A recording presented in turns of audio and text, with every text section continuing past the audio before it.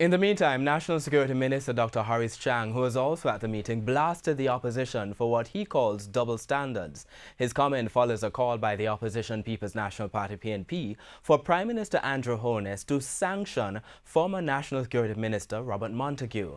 The call came days after a senior government official contradicted Mr. Montague's remarks about how gun licenses were granted during appeals.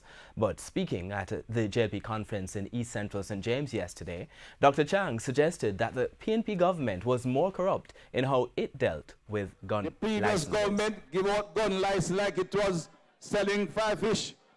And our man of people get gun license.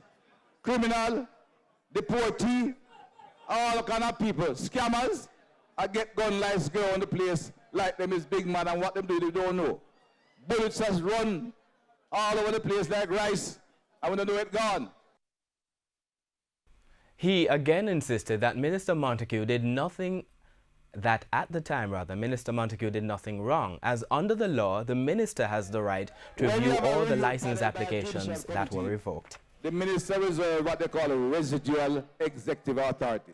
So if you get a recommendation, you don't really fool with it too much. But if it takes long and things change, you have the right to make a decision. But in this case, the minister have more than a residual executive authority. Because the law says if the review panel don't work within 90 days, the minister must get the file, look at it and make a decision.